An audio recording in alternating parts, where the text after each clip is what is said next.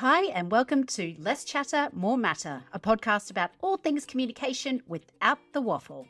I'm your host, Mel Loy, and in this show, I will give you short, punchy, practical communication tips and insights you can start using in your communication practices right away. I'm a former corporate communication executive who happily took a redundancy, started my own business, and never looked back. These days, I use my 20 plus years of experience to help guide organisations of all shapes and sizes in how to communicate more effectively. I'm wife to Michael, cat mum to Cookie, auntie to 12 nieces and nephews, a yoga teacher and a group fitness fanatic. I promise these episodes will always be short, sharp and helpful, so let's get amongst it. Hi there, listener, and welcome to the show. Thank you for tuning in for another week, or if it's your first time here, a big welcome to you too. As we are rapidly approaching the end of financial year here in Australia, things are certainly getting very busy. I've had a lot of inquiries about training, which tells me there's some of you out there trying to make use of what's left of your L&D budget. Also, we're starting to field inquiries about support for organisations' annual reports, and I honestly can't believe we are here for another year again. So it is about this time of year that companies start preparing not just the annual report, but also annual general meetings of shareholders for those public companies, and the release of full year results, either to the stock exchange or to your stakeholders. Now, obviously, the investor relations and finance folks are very heavily involved in this, probably up to their eyeballs in spreadsheets and auditors' reports right now, so my commiserations are with you. But we comms folk also have a big role to play in supporting the launch of these materials. So today, I'm going to share 5 things comms pros need to do to support businesses in preparing their end-of-year results and annual reports. Now, also, you may want to go back to episode 16, way back in the archives, where I had a bit of a rant about how we really need to do better than the traditional annual report. And in that episode, I shared a bunch of alternative options, so maybe worth you going to check that out. Okay, let's get into today's episode though, and the 5 tips. And the first one is, don't just think about shareholder sentiment, also think about public sentiment. If you are a publicly listed company, you may notice there's often a tendency for senior leaders and the board to focus on what shareholders are going to think about the response. And, there's good reasons for that. Shareholder confidence is a big contributor to how viable a business is. And if people see shareholder confidence dropping, so does your share price, and that's bad for business. Also, the board is obviously accountable to shareholders, and the annual results are usually a precursor to the AGM, where shareholders vote on things like board appointments and remuneration. So yes, we want to keep shareholders happy, especially when it comes to talking about their dividends. However, it is a balancing act between what's important to shareholders and what's important to Joe Public. And what I mean by that is your messaging for shareholders obviously wants to focus on the great results, because if they are great, that's good for shareholders. Shareholders want to know the business has turned a great profit because that means they get paid great dividends. And for the retirees or the mum and dad investors out there, they often rely on those profits to make a living, see them through retirement. But shouting from the rooftops about how much profit your business has made in the middle of a cost of living crisis is obviously not going to go down too well with the general public or with activist-minded political parties. And if public sentiment towards your company is on the downward trend, that leads to fewer sales, fewer word-of-mouth referrals, and basically a poorer bottom line. So how do you balance that messaging? Well, firstly, address the elephant in the room. Don't try and avoid the fact that you've made a profit in this cost of living crisis environment. Talk genuinely about cost of living pressures and how you are genuinely aware of its impacts on your customers, on your people, even on some of your shareholders. Secondly, you can still speak positively about your results, but focus on what those results will mean for your shareholders.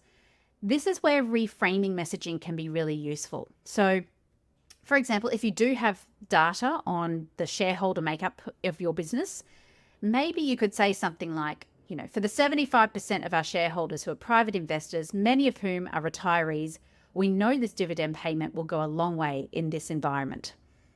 So you can see there, it's really about, well, what does this mean for people? And there is definitely a perception that shareholders have a lot of money, that they're big corporations, and some of them are, but many of them are those mum and dad investors. So you can really hone the point there. Thirdly, if your business is engaging in corporate social responsibility programs that do help address the cost of living, talk about them. But again, you have to be genuine in your messaging and have really good proof points about the difference those programs are making. Okay, the second thing is think about employee sentiment. External sentiment is important, but one thing I've noticed is companies often don't focus on the internal sentiment. And remember, your employees can be your biggest advocates or your biggest detractors. With publicly listed companies, I know you have to be careful with your timelines. I get that. The market has to know first before anyone else does, and there's very good legal reasons for that.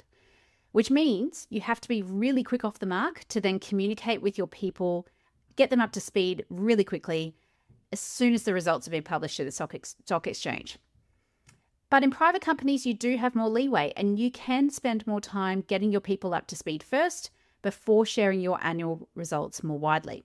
Either way, you still need to tailor your message to your people, and this means knowing them really well. So for example, you should be able to answer questions like, have they had a tough year with lots of change or lots of uncertainty? Are they also impacted by cost of living pressures? What's the current sense of morale or engagement like? Do many of them have a financial stake in your company? So for example, through share options. You also need to remember that even your people don't have the same context you have in terms of a really deep understanding of the financial results. So what do you do? Firstly, and most importantly, acknowledge your people. Say thank you for their contributions. It's not enough to simply just share whatever message you sent to your external stakeholders, like here's what we sent out to the market today. It's also here that you need to acknowledge any other current events or relevant circumstances. So for example, maybe you need to acknowledge that people have been through a lot of change in the past year, or that you know the cost of living crisis has impacted both your customers and your team. This is about being thoughtful, showing empathy. Because remember, nobody cares what you know until they know that you care, and you are talking to humans, not robots. Secondly, talk specifically about how their work has contributed to the results. So use tangible examples, and it's even better if those examples demonstrate the organization's strategy, purpose, or mission in action. Remember that employee performance and engagement increases significantly if they can see a line of sight between what they do every day and the purpose of the organization. And so the annual results, is a really great opportunity to show that purpose and strategy in action and how your people have helped to bring it to life. Thirdly, like all comms, be as transparent as possible. People know when information is being hidden from them. You want to build and maintain trust with your people because, again, they can be your biggest advocates, and trust builds loyalty. So don't just talk about the good results. Put your big girl pants on, or your big boy pants, and share the tough stuff as well. And finally, there should be a call to action for your people. Now that you've presented all this information about the results, so what? What are the next steps? How are these results relevant to them? And what, if anything, will that change about the focus for the organization and their work for the next 12 months? Okay, the third tip is to prepare leaders really well for sharing the results. Leaders are the public and internal face of your organization, and how they share the results internally and externally has a big impact on your business's reputation.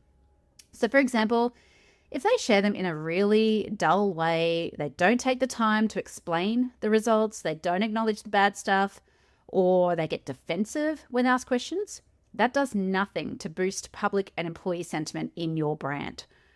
So there's a few parts to preparing leaders. Number one, practice, practice, practice, and practice some more. They really need to spend time to get very familiar with the messaging so that not only do they know the results inside out and they're very confident in those results, but they can then present them in a way that is genuine and authentic. So they're not just reading off the song sheet, they're putting it into their own words. And that resonates really well with all audiences. Of course, the caveat here is to make sure the results are still being portrayed accurately. So just be aware of any of the loose cannons you might have in your leader cohort. Secondly, pepper them with questions. Come up with all the possible questions people could ask, whether that's from the media, shareholders, customers, employees, or other stakeholders. Then get your leaders to practice answering these questions. Make sure they're tough questions. They have to get used to being asked the hard and uncomfortable stuff, because the more they're prepared for those, the better they'll respond in the moment. And thirdly, give them materials to help them get across the results and share them with their teams. But remember, they need to be tailored to each team. So don't do all the work for them. Leave space for leaders to add in their own messaging about how the team has specifically contributed to the results and what that means for them going forward. Okay, number 4, get creative. Boring results are not memorable. That's the crux of this one. And too often we see results presented simply as a table or a series of charts. And for some audiences, like analysts, that's totally okay.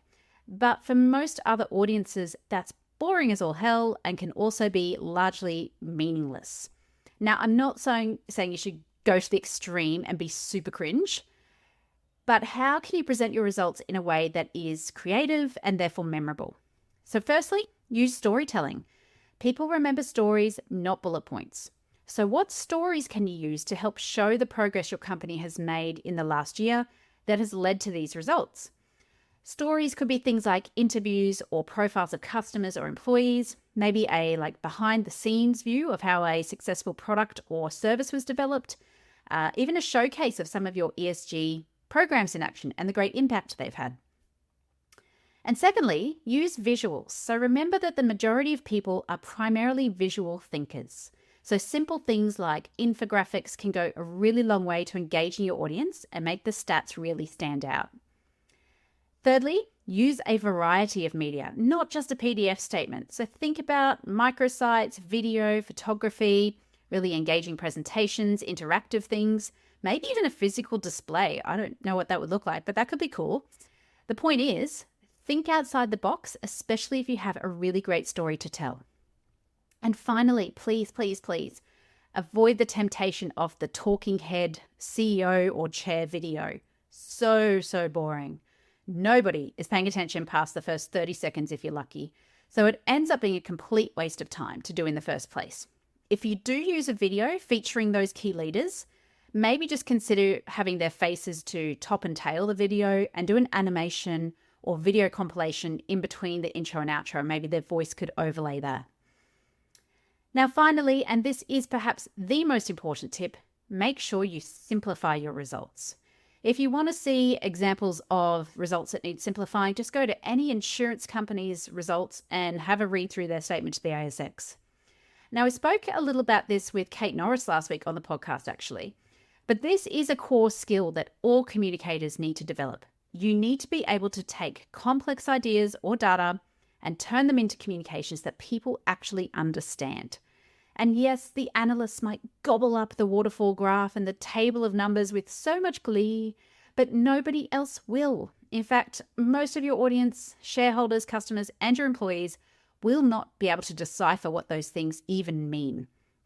So your job is to make those numbers and results mean something to your audience. And there's a few ways you can do this. Firstly, get rid of the corporate and financial jargon. Talk in plain English, and if you have to use specific terms, make sure that you explain them. So for example, you might even need to define what you mean by revenue or profit after tax.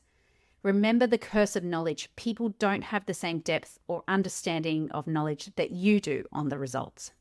Secondly, use simple graphs or charts or visuals that help explain the components of the results. So for example, if you made $200 million, how much of that was made up from sales of products, services, investments? That could be put in a nice infographic or a simple graph. How much of that spend goes back into the business on things like wages and rent and so on. So a really simple chart could help explain that in one easy step. Now, thirdly, on graphs, like Kate said last week on the podcast, one graph, one story. Simplify the graphs down to one core message and make sure that you still explain what the graph shows either verbally or visually or in writing. Fourthly, use comparisons. So for example, if your gross revenue was $200 million for the year, how did that compare to last year's revenue? And how does that compare to your competitors' revenue? So put it in context to show whether that's a good or a bad or a neutral result. And finally, reframe the results in ways that are meaningful to your audience. So for example, if you made $200 million in gross revenue, what does that mean in terms of how many products you sold or how many customers you served? So again, put that in frame of reference that your audience will understand, that's relevant to them. Otherwise, what does $200 million actually mean? Okay, so it's time for your episode wrap up. So today I shared 5 tips for preparing to communicate your company's end of year results. And these tips apply whether you are a private or a public company. Number 1, consider public sentiment. You need to balance your messaging so that you retain that shareholder confidence without damaging your reputation with the broader public. And in a cost of living crisis, this is more important than ever. Number 2, consider your employee sentiment. So tailor your message to your employees and make sure you really genuinely acknowledge their efforts. They can be your biggest advocates or your biggest detractors. Number 3, prepare leaders to share the results with their external stakeholders and their people. And that means heaps of practice in answering questions and getting to know the messaging so well that they can put it in their own voice and communicate the results genuinely and authentically. Number 4, get creative. Get away from the PDF document and the talking head videos. If you want your results to be memorable, then they have to be presented creatively. Use the power of storytelling to your advantage. It is time to start thinking outside the box. And number 5, simplify the complex, especially for the public and for your people. Get rid of all the financial mumbo jumbo. Speak plain English.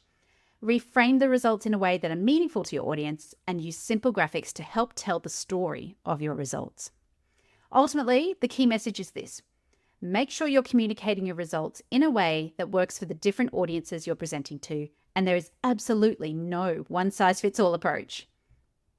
So that's all we have time for in today's episode. And if you have any more ideas or questions on this topic, please get in touch. I would love to hear from you. Just shoot me an email.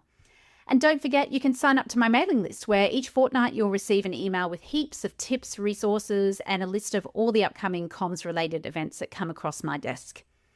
And if you love the show, please consider being a reviewer. It will only take about 30 seconds to rate and review the show, but that 30 seconds can translate into a lifetime of helping others find the show and learn as well. We'll be back next Thursday with another fresh episode of the podcast. In the meantime, keep doing amazing things, and bye for now.